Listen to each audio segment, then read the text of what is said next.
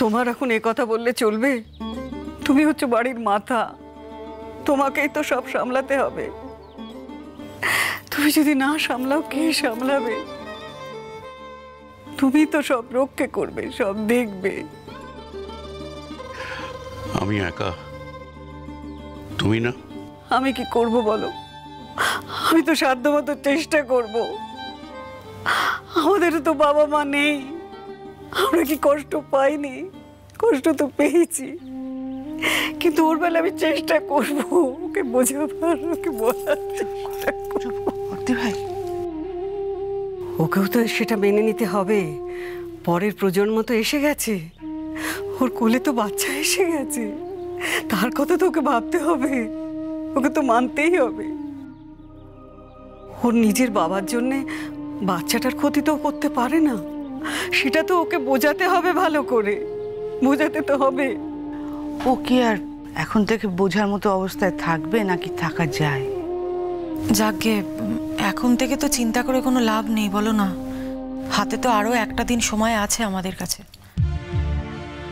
কিন্তু এখন থেকেই তো তৈরি হতে হবে, বেশি দিন তো ঠেকিয়ে রাখা যাবে না, কারণ সামনেই তো কাজ।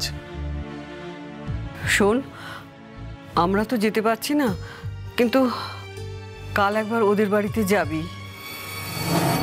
ছোট ঠাকুরপো, আমি তোমাকে বলছি, তুমি একবার কাল ওদের বাড়ি যেও, কারণ আমাদেরও তো কিন্তু দায় দায়িত্ব আছে। কৌশিক তো আমাদের কুটুম ছিল না, ও ছিল আমার এক দায়র, তোমাদের ভাইয়ের মতো। তাই একবার আমাদেরও তো যাওয়া উচিত, দেখা উচিত।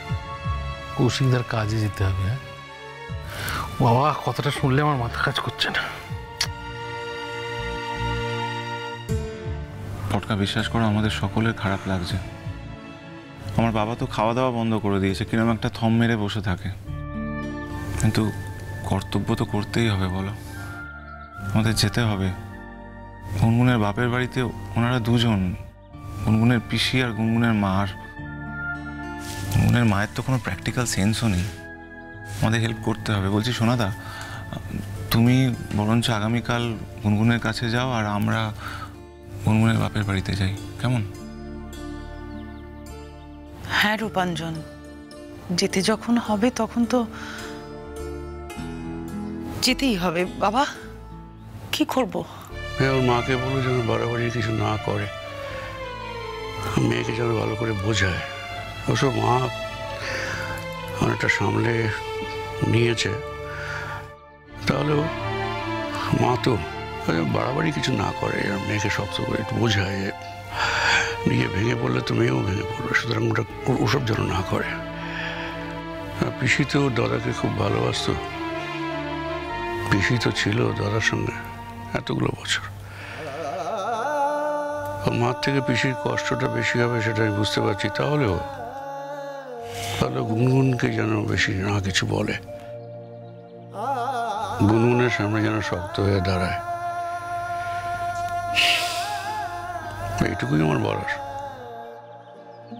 কি বা বলার আছে আমার? বৌদি, আর বলো না, আর বলো না সমস্ত কথা। আমি কিন্তু বাধ্য হয়ে তোমার সমস্ত কথা গুনগুনকে বলবো। হ্যাঁ, তা তো বলবেই। আমার এগেনস্টে আমার মেয়েকে লাগাবে না তুমি, তাতে তো তোমার বেনিফিট। তুমি এই বাড়িতে থাকতে পারবে, আর তোমার দাদার বাকি যা কিছু আছে আমার মেয়ের মাথায় হাত বুলিয়ে সেটাও সব আত্মসাৎ করতে পারবে। শোনো জুই, তুমি ভুলেও ভেবো না আমি খুব সহজ সরল না, আমি কিন্তু অত সহজে ছেড়ে দেবো না, মনে রেখো। না বৌদি, কেউ ভাবে না, আমার দাদাও ভাবেনি, আমিও ভাবি না, গুনগুনও ভাবে না। শোনো বৌদি, তোমার কিচ্ছু আদায় করতে হবে না, কিচ্ছু না। যা তোমার ছিল সবটা তোমার আছে, সব আছে তোমার। আমি শুধু একটা দিনের জন্য অপেক্ষা করছি। দাদা গুনগুনের নামে একটা উইল করে গেছে, সেই উইলটা কোথায় আছে আমি জানি। গুনগুন বাড়ি এলে ওই উইলটা বার করে আমি ওর হাতে দেব, যাতে আমার গুনগুন তার ন্যায্য অধিকার থেকে বঞ্চিত না হয়। তারপর আমি এবার ছেড়ে চলে যাব, আর থাকবো না আমি এখানে। আমার ফোনটা কোথায়? বৌদি, বৌদি আমার কথা শোনো বৌদি। বৌদি এখন হাসপাতালে ফোন করো। জুই, গুনগুন আমার মেয়ে, ব্যাপারটা আমাকে বুঝতে দাও না প্লিজ। সব ব্যাপারে কেন মাথা ঘামামা তো? হ্যাঁ, আমি তো তোমার ব্যাপারে কোনো মাথা ঘামাই না। তোমার আর তোমার মেয়ে ব্যাপারে আমি কখনো মাথা ঘামিয়েছি বলো তো? তুমি আমাদের প্রত্যেকটা ব্যাপারে, সংসারের প্রতিটি ব্যাপারে কেন এত নাক গলাও? প্লিজ তুমি এখন চুপ করো, আমাকে গুনগুনকে এখনই ফোন করতে হবে। তুমি এখন যাও বৌদি, প্লিজ যাও। বৌদি লিভ জয়ী। বৌদি আমার কথাটা শোনো। হ্যাঁ আমি মানছি গুনগুন তোমার মেয়ে, আমি তো বলছি তোমার মেয়ে, ও আমার, কিন্তু ও তো আমার ভাইজি। ওর শরীরে আর আমার শরীরে তো একই রক্ত আছে বৌদি। আমি তো বলছি না আমার সন্তানের মতো, আমার ভাইজি, কিন্তু ওর ওর ক্ষতি হবে এটা আমি কি করে মেনে নেব বলো তো? হ্যাঁ ঠিক আছে, করো, ফোন করো।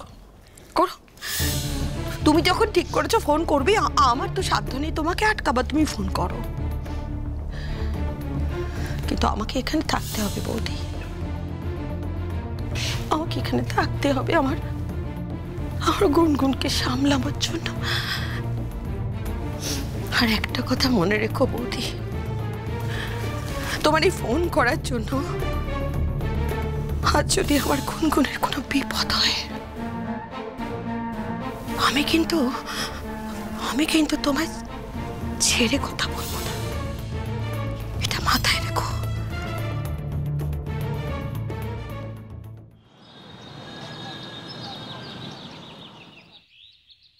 আসবো?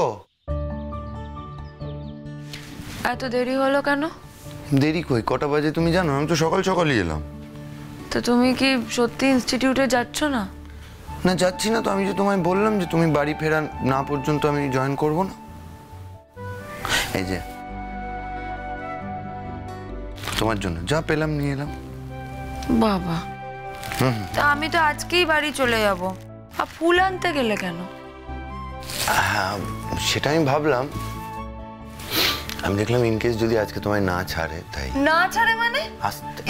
আমি আজকে বাড়ি, আমি এখানে একদিনও আর থাকবো না, ভালো লাগছে না এখানে কেন, বুঝতে পারছি। আচ্ছা ড্যাডি তো আজকেই ফ্লাই করার কথা ছিল, তাই বলেছিল না? তো কখন আসছে ড্যাডি? চলে আসার কথা এখন। এই তুমি এখন ফাম্বল করছো কেন? হ্যাঁ, তোমার সাথেই তো ড্যাডি রাতবেলা ফোন হওয়ার, মানে কি হলো, তোমার সাথে কি ড্যাডির কথা হয়নি ঠিক করে? আসলে কি হয়েছে বলো তো, আমিও এত স্ট্রেসড ছিলাম যে আমারই ফোন করার কথা ছিল, কিন্তু ফোন করে ওঠা হয়নি। তাড়াহুড়োতে আমি ভুলে গেছি একদম গুনগুন, আই এম ভেরি সরি। আসলে উনি ফ্লাইটে এখনো উঠেছেন কিনা সেটা আমার একবার খোঁজ নেওয়া উচিত ছিল। তুমি ফোনটা লাগাও, এক্ষুনি ফোনটা লাগাও তো। এখন ফোন করে কি করে পাবো? এখন তো ফ্লাইটে থাকার কথা, মানে এখনো ল্যান্ড করেননি। এখানে ল্যান্ড করার পরে তো ফোনে পাবো, তাই না? আরে বাবা একবার লাগাও না ফোনটা, দেখো না। আচ্ছা আমি করছি।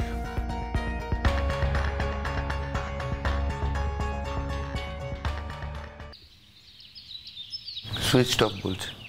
উফ বাবা, আবার সুইচ অফ।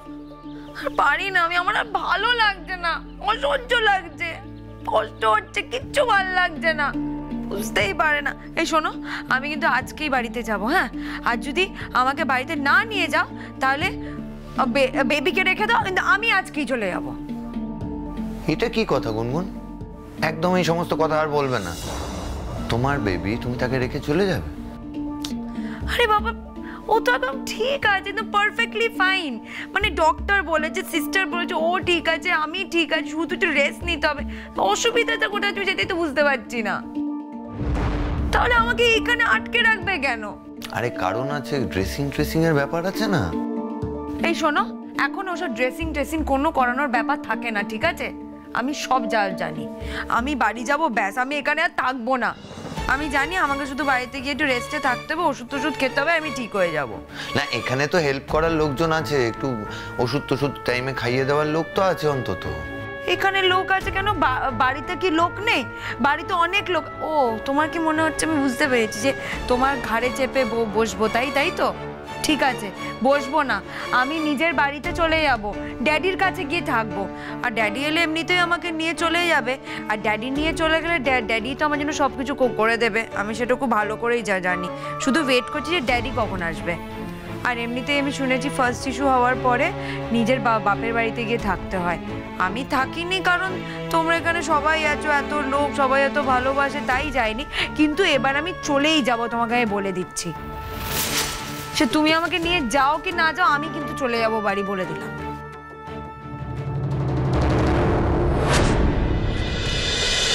খুরকুরু খুরকুরু